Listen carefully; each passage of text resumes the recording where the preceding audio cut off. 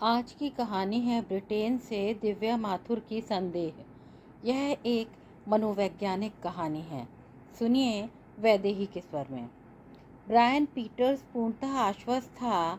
चौपड़ का हर मुहरा उसकी मर्जी के मुताबिक चल रहा है। संबंधी, मित्र, पड़ोसी और सहकर्मी उसकी तारीफ करते नहीं अघाते थे कि कैसे अपनी डिप्रेस्ड वाइफ अनीता और बच्ची को हिम्मत और धैर्य से संभाले था। मनोरोग चिकित्सक जो ठहरा, उसके निदान और इलाज को कोई कैसे गलत ठहराता। डिप्रेस्ड वाइफ अथवा अनीता के संदर्भ में यह कथ्य विशेषतः सही था कि कर्ता ही भुगतता है। वह एक नौकरानी बनकर रह गई थी जिसके हर काम में ब्रायन मीन मेक निकालता। घर उसके लिए पिंजरा था जिसमें स्नेह, सहानुभूति और स्वच्छ वातावरण का नितांत अभाव था। वह मन ही मन कुढ़ती और खामोशी से छत को ताका करती थी क्योंकि उसकी सुनने वाला कोई नहीं था। मम्मी पापा अथवा भाई भाभी से ब्रायन की शिकायत करने का कोई फायदा नहीं था सिवा उन्हें परेशान करने के। वे कर भी क्या सकते थे।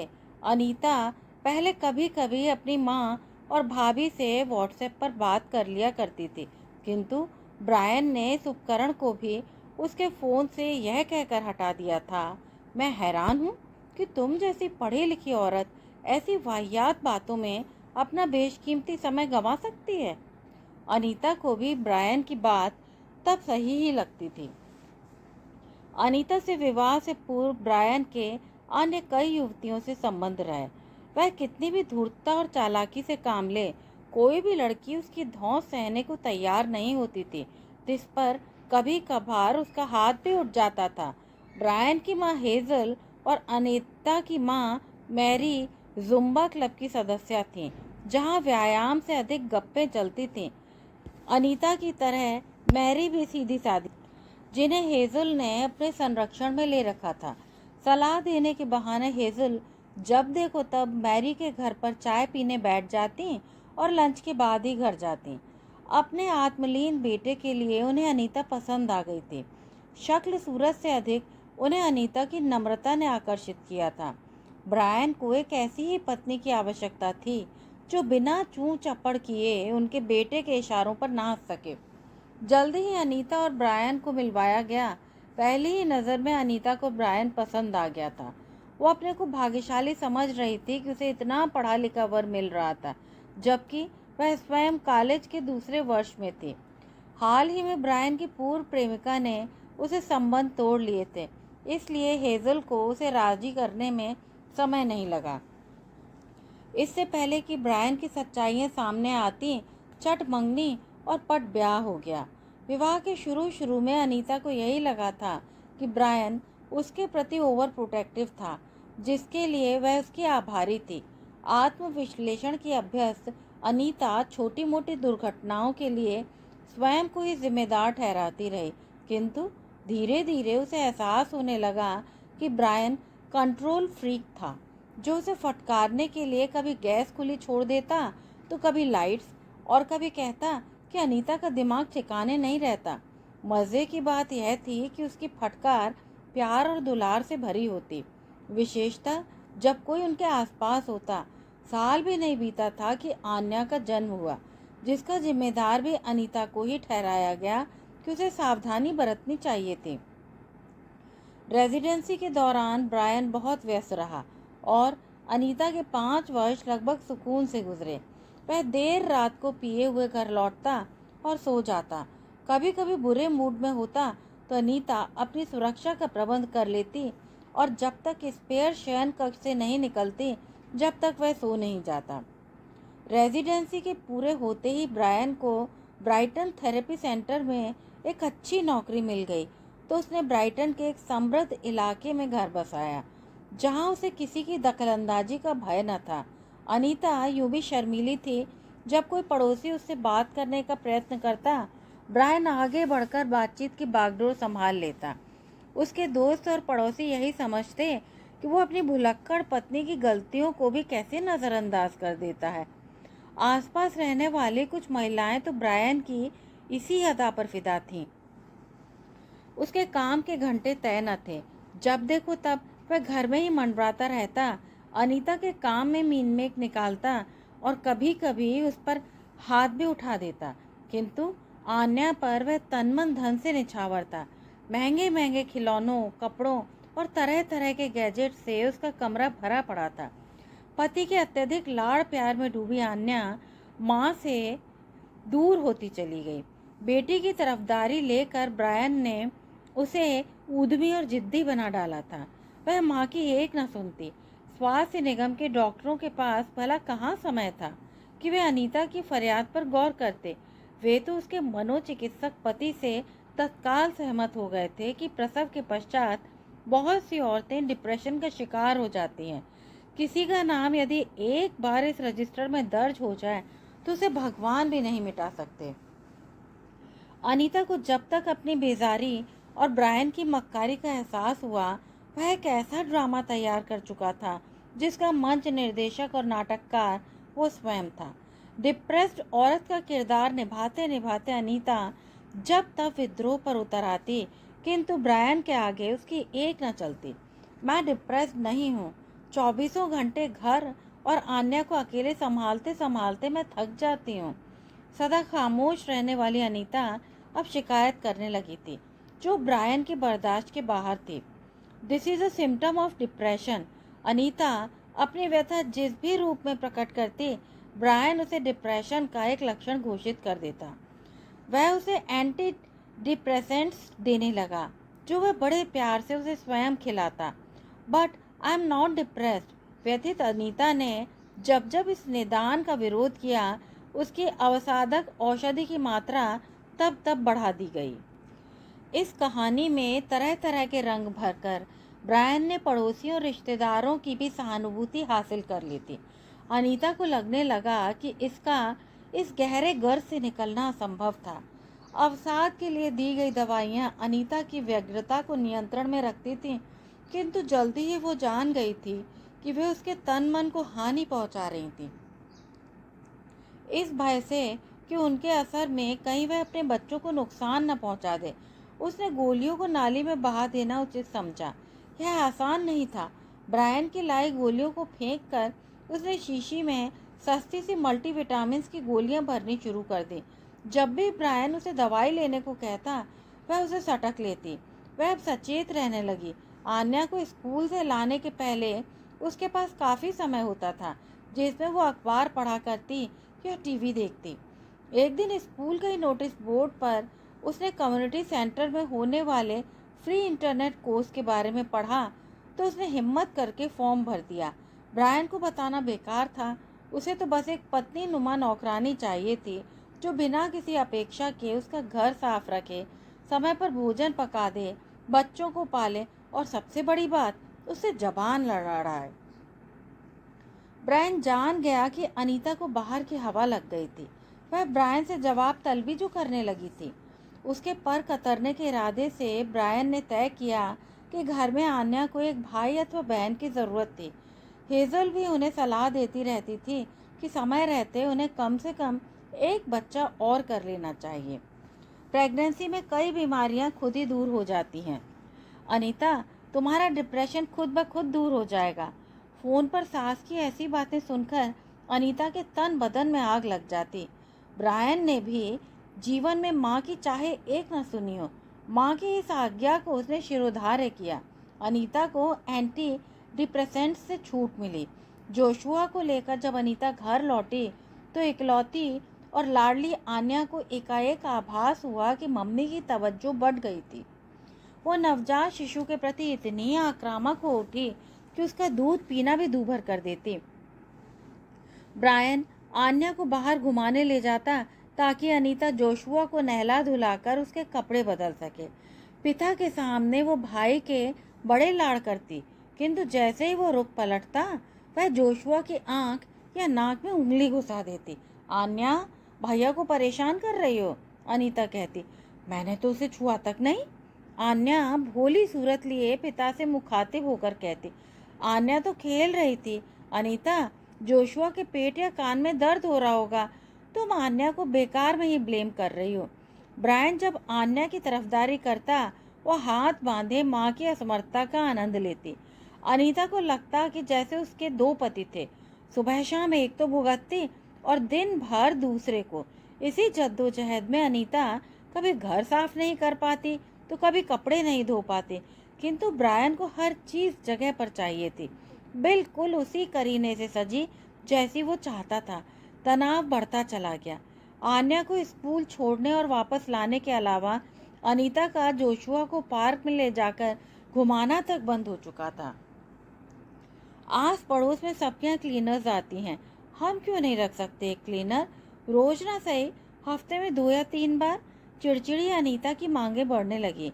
आन्या के माध्यम से अनीता को सजा देने के अलावा ब्रायन बाल की खाल निकाल कर उसे अयोग्य सिद्ध करने का भी प्रयास करता रहता, किंतु अनीता हार मानने को कतई तैयार नहीं थी। अनीता, अपनी खुशी के लिए तुम अपने घर परिवार को दांव पर नहीं लगा सकती। ब्रायन ने उसे धमकी दी, और यह ड्रामा केवल इसलिए कि एक शाम अनीता बच्चों को 2 घंटों के लिए चाइल्ड माइंडर के पास छोड़कर अपने स्पेनिश पड़ोसन शिवोन के साथ लंच पर चली गई थी। आन्या को भी मम्मी को कष्ट पहुंचाने में आनंद आने लगा था, विशेषतः इसलिए कि वो जानती थी कि चाहे कुछ भी हो, पापा उसी की तरफदारी करेंगे। सुबह सुबह वह धुले और इस्त्री किए कपड़ों पर जानबूझकर दूध या पानी गिरा लेती, ताकि जोशुआ को छोड़ अनीता को उसकी ड्रेस धोनी और प्रेस करनी पड़े। इसी बीच वह जोशुआ को नोचती और काट खाती, ताकि वह रोने लगे। अनीता के डांटने पर आन्या चीख चिल्लाकर मोहल्ला सिर पर उठा लेती। Anita, how are you coping these days? एक सुबह शिवोन ने पूछा, जो उस इलाके के नियमों से शायद अनभिज्ञ होने के कारण मोहल्ले भर में घूमा करती थी। हालांकि मोहल्ले वाले बिजी बॉडी शिवोन की बकबक बड़े मज़े से सुनते थे। What do you mean by coping? Anita ने वितर्क किया। Brian said that you can't cope with the kids. I am fine actually Siobhan. Anita हैरान थी कि ब्रायन को नई पड़ोसन शिवोन से निजी बातें करने का मौका कब मिल गया। एक ही तो सहेली बनी थी अनीता की, क्या ब्रायन से यह भी सहन नहीं हुआ? क्या आपने शिवोन से कहा था कि मैं कोप नहीं कर पा रही? उसी शाम को अनीता ने गुस्से में ब्रायन से सफाई मांगी। मैं तो तुम्हारे लिए कुछ सिंपैथी गेन करने की कोशिश में था। शिवोन कह रही थी कि आन्या दिन भर चीखती चिल्लाती है, सोशल सर्विसेज को फ़ोन कर देगी तो मुश्किल हो जाएगी।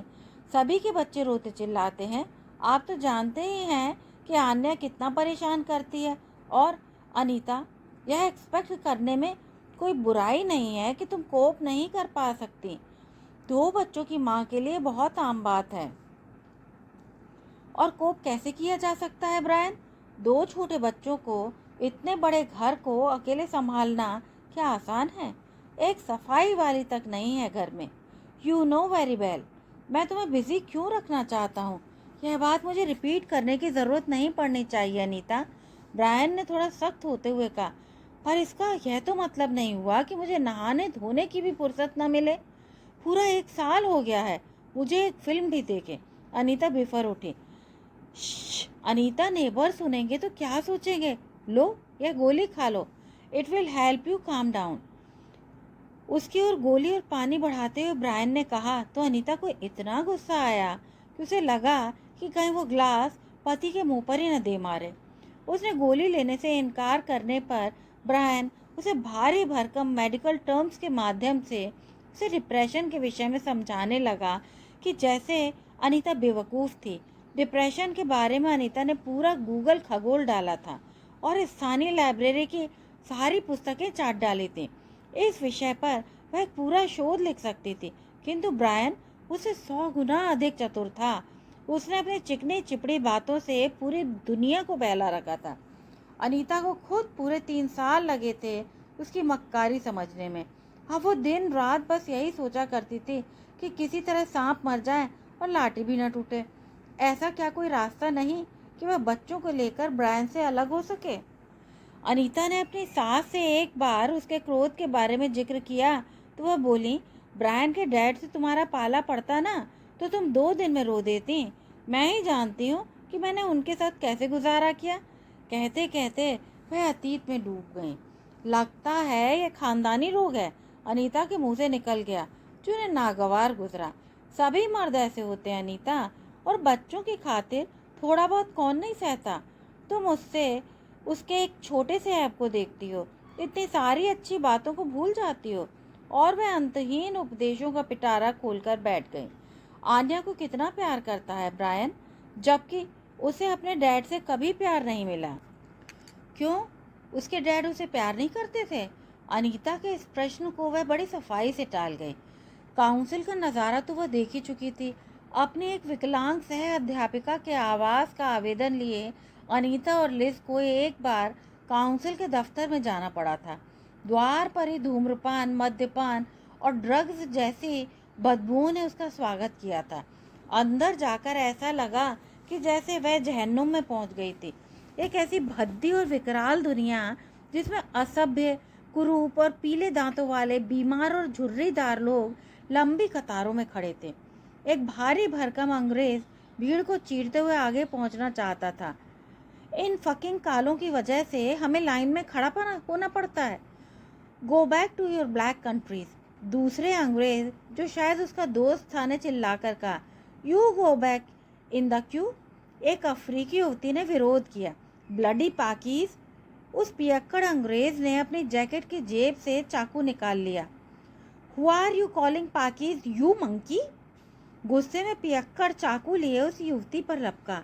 एक अन्य अफ्रीकी युवक ने उस अंग्रेज को धर दबोचा। गुत्थम गुत्थी में चाकू अंग्रेज के कंधे में घुस गया और खून के फव्वारे छूटने लगे। भगदड़ मच गई। किसी ने पुलिस को फ़ोन कर दिया था, क्योंकि जल्दी ही पुलिस का सायरन सुनाई दिया। You all right Anita? Don't bother about them, they are all drunk and druggies. कहते हुए लिज बौखलाई हुई अनीता को धकेलती हुई काउंसिल के दफ्तर से बाहर खींच लाई। यदि अनीता काउंसिल की मदद लेती है तो उसका पाला इन्हीं लोगों से पड़ेगा। जोशुआ के लालन पालन के दौरान अनीता की जी तोड़ कोशिश के बावजूद आन्या माँ से दूर होती चली गई। वो अपना हर काम पिता के माध्यम से करवाती थी। स्कूल से वापस आने के बाद जब तक ब्रायन घर नहीं आ जाता, आन्या अपने कमरे में ही बंद रहती। खाने के बाद बाप बेटी देर रात तक टीवी देखते या कंप्यूटर पर गेम्स खेलते। सुबह उसे ज़बरदस्ती उठाकर स्कूल भेजने की जिम्मेदारी अनीता की थी, जिसकी तैयारी उसे युद्ध स्तर पर हर रोज़ करनी होती। स्कूल छोड़ने के लिए निकलती तो आन्या माँ से 10 कदम आगे या 20 कदम पीछे चलती। आन्या जल्दी चलो, स्कूल को फिर देर हो जाएगी। प्रेम को खींचते हुए अनीता बार बार रुककर आन्या को आवाज़ देती। माँ की बात एक कान से सुनकर आन्या दूसरे कान से निकाल देती। सुबह थोड़ा जल्दी निकल लिया करो आन्या बेटा। देर से स्कूल आने पर ब्रायन झुंझला पड़ता। बच्चों को सुबह 7 बजे तैयार करना आसान न था, जबकि आन्या के मुंह में ब्रश भी अनीता को ही हिलाना पड़ता। नाश्ते में क्या लोगी आन्या, कॉर्नफ्लेक्स दे दूं? अनीता बेटी से पूछती, किंतु वो मुंह फुलाए चुप बैठी रहती।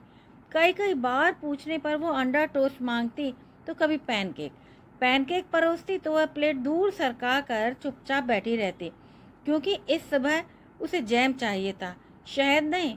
सुबह सुबह अनीता के पास समय कहाँ होता है कि वो आन्या के नखरे उठाए।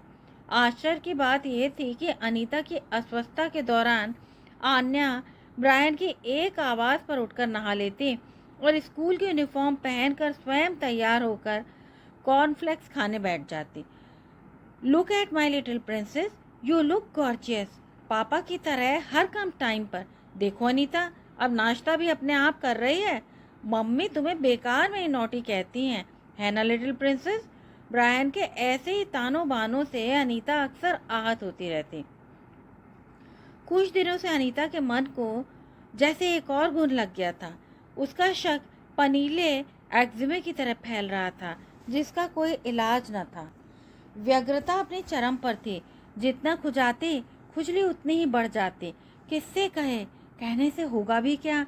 अपने तथाकथित प्रतिष्ठित पति से तलाक मांगेगी तो उसे अपने बच्चों से भी हाथ धोने होंगे। उस रात जोशुआ को सुलाकर सारे काम निपटाकर अनीता यूं ही ऊपर चली आई थी।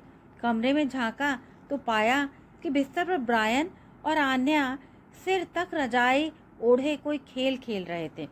माई लिटिल प्रिंसेस, रजाई के अंदर एक अजीब सी हलचल देखी तो अनीता जड़वत खड़ी की खड़ी रह गई। क्या करे?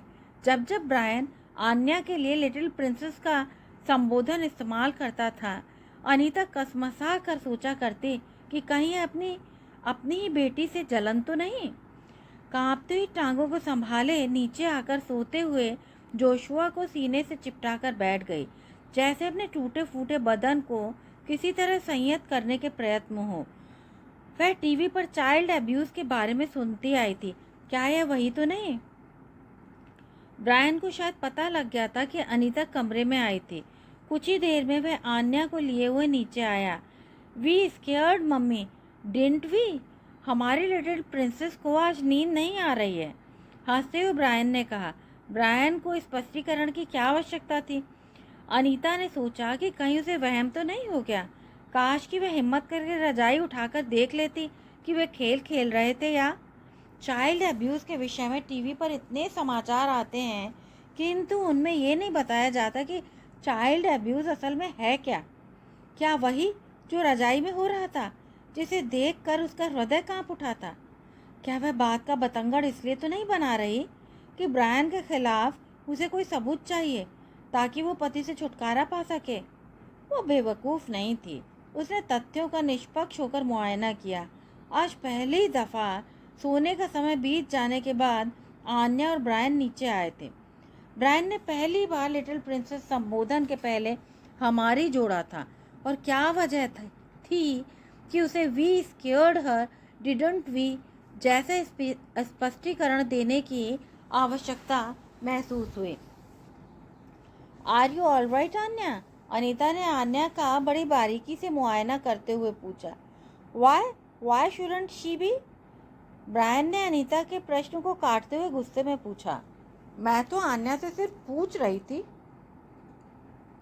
कभी कभी बच्चे एक्साइटमेंट में नहीं सो पाते, not a big deal. Anita क्या कहती? वो क्या कह सकती थी? उसने एक बार फिर आन्या को ध्यान से देखा। उसकी आंखें नींद से भारी थीं। You know you are paranoid.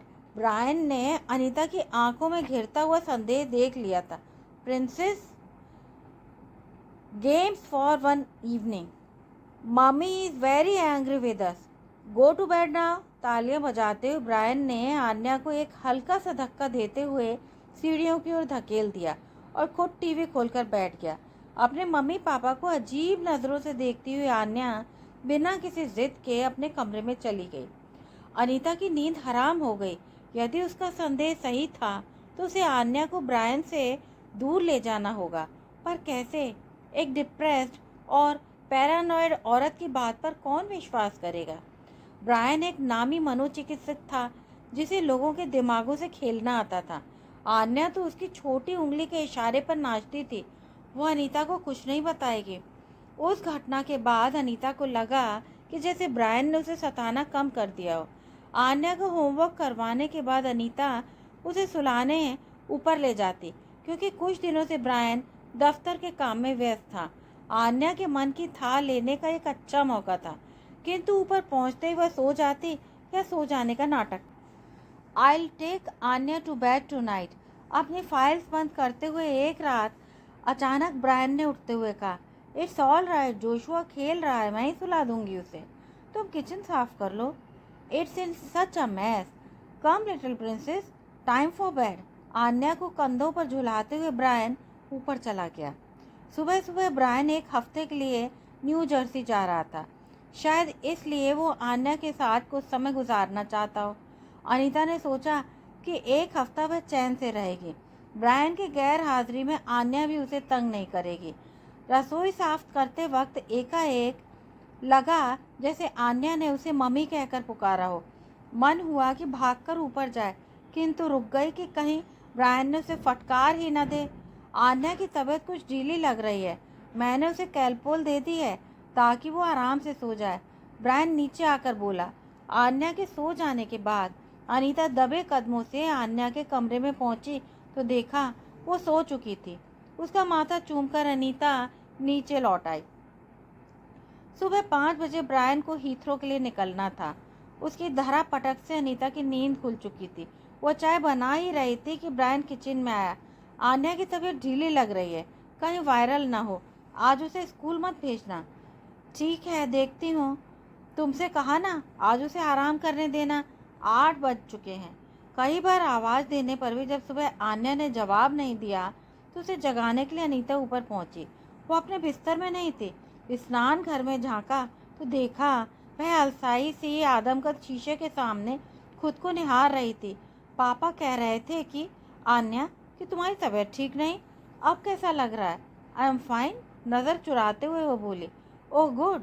आज हम साथ में नाश्ता करते हैं, यह जानते हुए कि ब्रायन की गैर हाजिरी में आन्या उसे कुछ ज़्यादा ही तंग करती है। अनीता ने तय किया कि आज वह उसे गुस्से का कोई मौका ही नहीं देगी ताकि घर में शांति रहे। अलमारी से बेटी की पसंदीदा पीली फ्रॉक निकाल ही रही थी तो उसे लगा जैसे कोई सिसक रहा हो। अगले ही पल अनीता स्नान घर में थी, जहां शीशे के सामने स्टूल पर बैठी हुई आन्या दोनों हाथों से अपनी जांघ को चौड़ा कर अपना मुआयना करते हुए सिसक रही थी। दर्द उसकी बर्दाश्त के बाहर था। Get out. जल्दी से अपना जांघिया ऊपर चढ़ाते हुए आन्या चिल्लाई।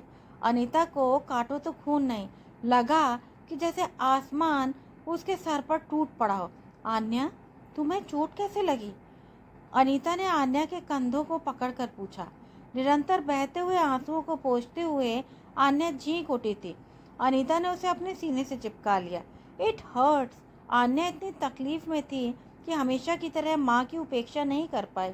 उसने खुद को माँ के हवाले कर दिया। अनीता को लगा कि कहीं उसकी छाती ही न फट जाए।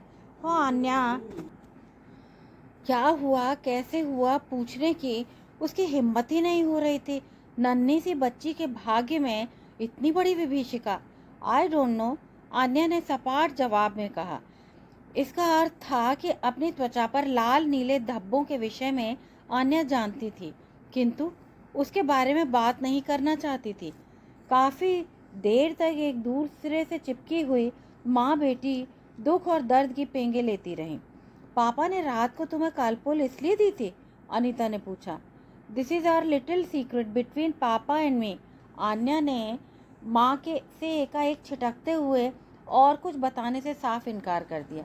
Anya, you are a very intelligent girl. तुम जानती हो ना कि ये बहुत गलत है, बहुत बहुत गलत बात है। आन्या माँ के चेहरे को ध्यान से पढ़ने की कोशिश में थी। ऐसे सीक्रेट्स बहुत दिनों तक सीक्रेट नहीं रह सकते आन्या। ये गलत है, बहुत गलत। You know that, don't you? इस बारे में तुम्हें क्लास में भी समझाया गया था। I don't want to talk about it. Phone पर तुम्हारे पापा से बात करें? अनीता जानती थी कि अंजन 12 घंटे से पहले न्यू जर्सी नहीं पहुंचेगा, किंतु आन्या का मुंह खुलवाना आवश्यक था। नो, आन्या चिल्लाई। Why not? I know he will be angry but he will put me in a cage with lots of rats।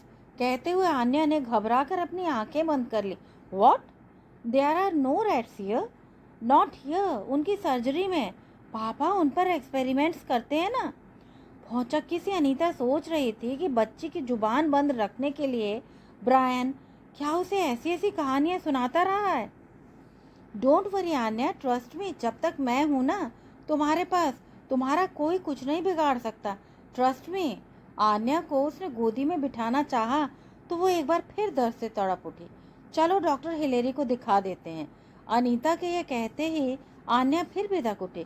School को लेट हो जाएंगे, अब मैं ठीक हूँ। अपने को संयत करती हुई आन्या बोली। अनीता को समझ नहीं आ रहा था कि क्या करे। उसे लगा कि यदि उसने ज़बरदस्ती की तो कहीं आन्या चटक ना जाए। स्थिति बेहद नाजुक थी। Are you sure Anya? Anita अच्छी तरह जानती थी कि आन्या को यह चोट कैसे पहुंची थी, पर यह सच्चाई स्वीकार करने, किसी से सलाह लेने अथवा पुलिस में रिपोर्ट दर्ज कराने के लिए बड़ी हिम्मत चाहिए थी। शायद ये बुरा सपना हो, आँख खुलने पर सब ठीक हो जाए। दर्द और घबराहट पर ढिठाई का मुलम्मा चढ़ाए आन्या उस रोज़ माँ के कदम से कदम मिलाते हुए स्कूल पहुँची। उसे चलने में तकलीफ होती देख अनीता के आंसू उमड़ आए, जिन्हें उसने अपनी जैकेट की बाह से चुपचाप पूछा और प्रेम के सहारे वो उसे धकेलती हुई किसी तरह स्कूल पहुंची। अनीता के दिल और दिमाग में एक जंग चल रही थी कि उसे अब क्या करना चाहिए। दिमाग कह रहा था कि उसे सीधे पुलिस में रिपोर्ट कर देनी चाहिए, किंतु दिल कह रहा था कि कोई कदम उठाने से पहले उसे 100% भरोसा होना चाहिए कि उसका अनुमान सही था। दिमाग में क्षण भर को यह भी आया कि बिगड़ी हुई आन्या ने कहीं ये चोटें स्वयं ही तो नहीं पहुंचाई। उसे अपने नाखूनों से हथेली या टांगों को घायल करते हुए अनीता ने अपनी आंखों से देखा था, जो आन्या अटेंशन सीकिंग के लिए किया करती थी। किंतु ऐसा गहरा आघात तो आन्या खुद को नहीं पहुंचा सकती। और कल रात का हादसा भी इसी ओर इंगित कर रहा था कि इस वारदात के लिए ब्रायन ही जिम्मेदार था। Are you all right Anita? बौखलाई हुई अनीता को देखकर हेड मिस्ट्रेस ने पूछा। अनीता असमंजस में थी कि उन्हें कुछ बताए अथवा नहीं, किंतु हो सकता है कि आन्या को कोई संक्रामक रोग हो जो कहीं बच्चों में न फैल जाए। कहीं उसका कोई अध्यापक ही तो पीडोफाइल नहीं। वो बेकार में ही ब्रायन को दोष दे रही थी। उसे डॉक्टर से सलाह लेनी ही चाहिए। प्रेम को घुमाकर वो अपनी कांपती टांगों को किसी तरह साधती हुई सर्जरी पहुंची, किंतु डॉक्टर हिलेरी उपलब्ध नहीं थी। बड़ी मुश्किल से रिसेप्शनिस्ट ने एक नए डॉक्टर से मिलने की अनुमति दी। बच्ची की जांच किए बिना कुछ नहीं कह सकता, डॉक्टर थॉमसन बोले। अनीता भागी भागी वापस स्कूल पहुंची। हेडमिस्ट्रेस को बताया कि आन्या को उसे इसी वक्त डॉक्टर को दिखाना था। वो इतनी बेजार थी कि लगा कहीं बेहोश ही न हो जाए। दिमाग ने काम करना बंद कर दिया था। तभी जोशुआ रोने लगा। उसका फीड का समय कब का निकल चुका था। अनीता ने अपना धीरज खो दिया। वो हिचकियां ले लेकर रोने लगी। What is it, my darling? Can I help you in some way? Headmistress ने अनीता से सस्नेह पूछा। It's Anya, she is. Anita का मुंह सूख गया। वो बोल नहीं पा रही थी। कहीं उसका दुखता हुआ दिल सीने से बाहर ना आ गिरे। What happened to Anya? Headmistress ने अनीता को पानी पिलाया और स्कूल नर्स को फ़ोन पर आदेश दिया कि आन्या को लेकर उनके दफ्तर में झटपट पहुंचे। ओह, Why didn't you tell me before? Anita इसी पेशोपेश में थी कि यदि आन्या ने इस वक्त अपना मुंह नहीं खोला तो इस घटना को भी अनीता के दिमाग की खलल समझ लिया जाएगा। अनीता ने निर्णय लिया कि उसकी बेटी की जिंदगी का प्रश्न है, उसे बताना ही होगा। यह अच्छा है कि ब्रायन विदेश में है, नहीं तो ये बात घर के अंदर ही दबा दी जाती। You can trust me Anita. Anita का हाथ अपने हाथ में लेते हुए हेड मिस्ट्रेस ने बड़ी सहानुभूति पूर्वक पूछा तो उसका धैर्य का बांध टूट गया, वैसे ही जैसे सुबह आन्या ने रो रो कर जलथल एक कर दिया था। Oh my God, Anya is hurt in her private parts, beats nothing. उसी वक्त जोशुआ फिर बिलखने लगा। उसके दूध का समय कब का निकल चुका था। अनीता निढाल होकर सोफे पर लुढ़क गई। Don't worry Anita, I will take good care of Anya. You need to feed your son first। Anita को उठाकर लगभग घसीटती हुई हेडमिस्ट्रेस एक अलग कमरे में ले गई ताकि वह जोशुआ को फीड कर सके। दूध और आंसू एक साथ झरने लगे। उसके बाद सब कुछ बहुत जल्दी में हुआ। जब तक अनीता हेडमिस्ट्रेस के दफ्तर में लौटी, सोशल सर्विसेज को खबर दी जा चुकी थी। करीब आधे घंटे में स्कूल के डॉक्टर कैरोलाइन भी स्कूल पहुंच गई। वो आन्या से ऐसे गप्पे मार रही थी जैसे उसकी हमउम्र हो। इस बीच अनीता को बोर्ड रूम में बुलाया गया, जहां 2 पुलिस अधिकारियों के साथ सोशल वर्कर पैनी स्मिथ भी बैठी हुई थी। महिला अधिकारी ने अनीता का कांपता हुआ हाथ थपथपाते हुए पहले अपना परिचय दिया कि वे उस पुलिस दस्ते के अधिकारी थे जो बाल उत्पीड़न के मामलों के लिए विशेष तौर पर बनाया गया है। इधर उधर की सैकड़ों बातें पूछने के बाद वे असल मुद्दे पर आई। अनीता, तुम बहुत बहादुर हो। अक्सर ऐसी बातें दबा दी जाती हैं। अनीता, पहले पहल तुम्हें कब संदेह हुआ कि आन्या के साथ कुकर्म किया जा रहा है? आज सुबह? नहीं, पिछले हफ्ते जब मैं अचानक आन्या के शयन कक्ष में पहुंची तो ब्रायन, मेरे पति, प्रश्नों का एक लंबा सिलसिला खत्म होने में नहीं आ रहा था। किंतु अनीता ने सब उगल दिया, यह भी कि उसे अपने पति पर ही संदेह था, किसी और पर नहीं। एक लंबा कुस्वप्न था जो समाप्त होने पर नहीं आ रहा था। अनीता बार बार जैसे जगाने के प्रयत्न में थी।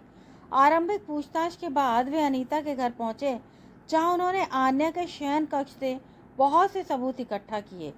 ब्रायन के दफ्तर का अच्छे से मुआयना किया। पासवर्ड के न मिलने पर वे कंप्यूटर उठाकर ले गए। तुम्हारा पति कब लौट रहा है? अगले हफ्ते, जवाब देते ही भय और तनाव अनीता पर एक साथ टूट पड़े। ब्रायन के लौटने पर उसका क्या होगा? एक बार उसे हिरासत में ले लिया गया तो वे तुम्हारे घर के 1 मील के अंदर भी नहीं आ पाएगा।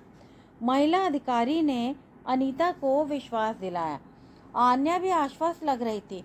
सालों में पहली बार वो अनीता से चिपकी बैठी थी। शाम घिर आई थी। वे लोग जाने के लिए उठ खड़े हुए। तभी साइलेंट मोड पर अनीता का मोबाइल कूकू करने लगा। ब्रायन का फ़ोन था। My husband, you must talk to him. Anita की हिम्मत जैसे जवाब दे गई। Yes we will, don't worry, all in due course. Anita को लगा कि जैसे भय और आक्रोश एक साथ उस पर हावी हो उठे हों। डरने की कोई बात नहीं, घर को अच्छे से बंद कर लो और सोने की कोशिश करो। हमारा भी बहुत सा काम बाकी है। और ब्रायन वापस आ गया तो? आखिर ये उसका घर है? भयाक्रांत अनीता ने पूछा। पैनी ने अनीता को समझाया कि यदि वो जज को विश्वास दिला दे कि ब्रायन से बच्चों को और स्वयं उसे खतरा है तो वह उसके घर आने पर रोक लगा सकते हैं। रियली? तभी ब्रायन का फ़ोन दोबारा आया। स्पीकर ऑन करने के बाद अनीता ने हेलो कहा। कब से फ़ोन कर रहा हूँ, उठाया क्यों नहीं? मेरे जाते ही तुम आवारागर्दी करने निकल गई होगी। शायद आन्या ने। अनीता घबरा गई। शायद सुबह आन्या ने पिता को फ़ोन किया हो। अब आन्या ने क्या कर दिया कि तुम्हें मुझे रिंग करना पड़ा? ब्रायन ने गुस्से में पूछा। She was hurt. क्या मतलब? What did you do to her? क्या हुआ उसे? You are bloody useless. Brian का गुस्सा 7वें आसमान पर था। अनीता की हिम्मत जवाब दे गई। उसने मोबाइल फ़ोन पुलिस अधिकारी को थमा दिया। कमान से छूटा हुआ तीर वापस नहीं आ सकता था। जो होगा देखा जाएगा। इस वक्त उसे बस आन्या के हित के विषय में सोचना है। Don't worry sir, doctor has seen Anya. Brian ने शायद पुलिस अधिकारी को टोका होगा क्योंकि वह अपनी बात पूरी नहीं कर पाए। Sorry sir, we can't help you with any information at the moment. When you are back in London please report to the police. What the hell do you mean? What has my depressed wife told you? She is bloody mad. Social worker ने phone काट दिया। अनीता और आन्या दोनों भय से आक्रांत थीं। Brian के लौटने से पहले डॉक्टर और सोशल सर्विस वालों को आन्या से सच उगलवा लेना होगा। ब्रायन इस वक्त अधिकारियों के फ़ोन खड़खड़ा रहा होगा। अपनी चिकनी चुपड़ी बातों से उन्हें पटाने में कहीं कामयाब ना हो जाए। खुद को बचाने के लिए कहीं वो अनीता की ही बलि न चढ़ा दे। दिन भर का थका हुआ जोशुआ अपने पालने में चैन से सो रहा था। डॉक्टर ने आन्या को पीने और त्वचा पर लगाने की दवाइयाँ दे दी, जिसकी वजह से वह सुखपूर्वक माँ से चिपकी बैठी थी। पूरे 5 साल बाद न जाने क्या क्या भुगता होगा आन्या ने इन सालों में। अनीता का दिल कांप उठा। अपनी रिहाई के चक्कर में वो इतनी अंधी हो गई थी कि अपनी ही बेटी का दर्द नहीं समझ पाई। उसके चेहरे के भाव न पढ़ पाई। जरा भी चौकस रही होती तो उसे कोई संकेत मिल जाते जो उपेक्षित रह गए। सप्ताहांत पर आन्या का कमरा साफ करने के उपरांत ब्रायन उसे तैराने ले जाते और उसके बाद मैकडोनल्ड अथवा पिज़्ज़ा हट में भोजन करने के बाद आराम से लौटते थे। अनीता ने जब भी संग चलने के लिए कहा, ब्रायन ने उसे किसी न किसी बहाने अपने साथ ले जाने से इनकार कर दिया। जोशुआ इज़ टू स्मॉल अथवा बेबीज आर नॉट अलाउड या फिर जोशुआ ठीक नहीं लग रहा, घर में ही रहो तो अच्छा होगा। अंततः अनीता ने कहना ही छोड़ दिया। प्रश्न के दोहराने भर से वो बिफर उठता था। एक बार तो ब्रायन ने गुस्से में जोशुआ को यह कहते हुए उसकी ओर उछाल दिया था, क्या यह तुम्हें ठीक लग रहा है? यदि अनीता उसे लपक न लेती तो वह जमीन पर गिर गया होता। अगले दिन सुबह उन्हें अपनी कार में बिठाकर पेन्नी पुलिस के विशेष आवास में जा पहुंची, जो थाने जैसा तो बिल्कुल नहीं था। रिसेप्शन में तरह तरह के गुड्डे और गुड़ियाँ रखी थीं, जिनके साथ आन्या को काफ़ी देर तक अकेला छोड़ दिया गया था। अनीता ने देखा कि पेन्नी और पुलिस अधिकारी वीडियो पर आन्या की एक एक हरकत रिकॉर्ड कर रहे थे।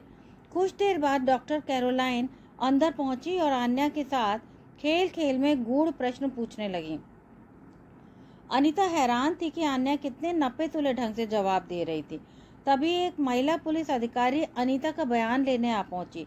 3 दिन के बाद मजिस्ट्रेट के सामने पेश होना था और उसके लिए बहुत सी खतों किताबत बाकी थी।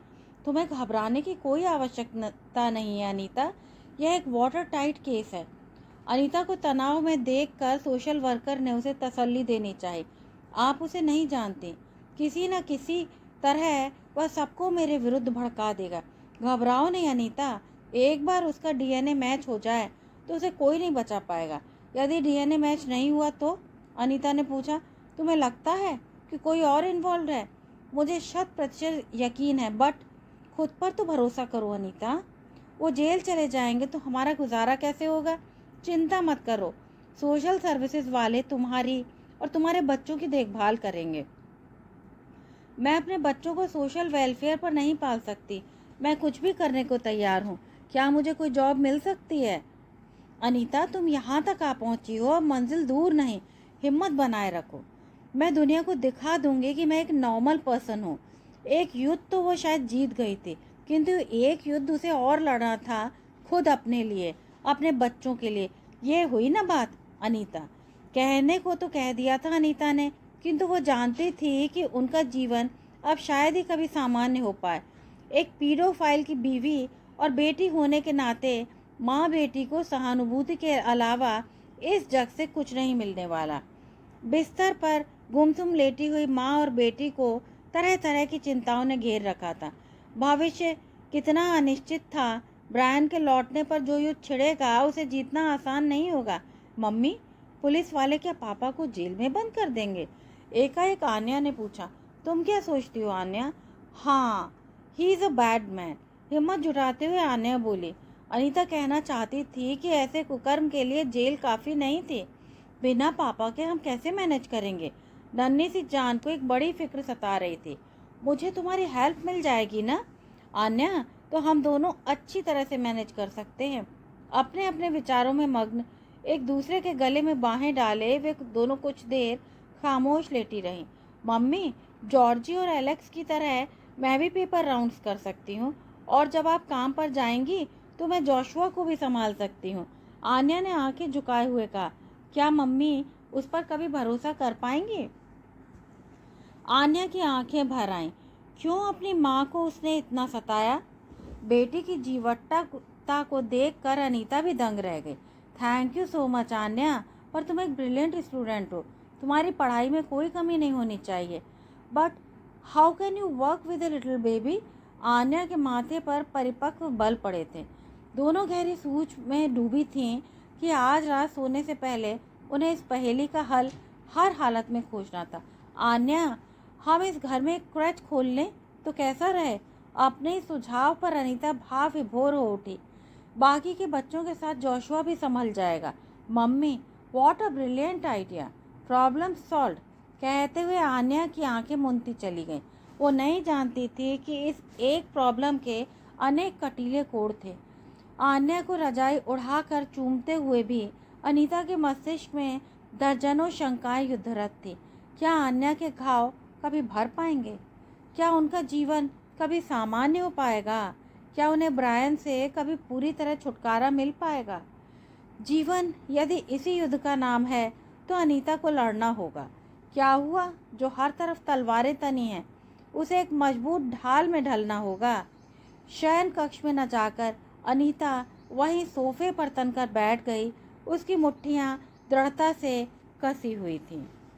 यदि आपको कहानी अच्छी लगी हो तो कृपया चैनल को लाइक, शेयर और सब्सक्राइब करें। धन्यवाद।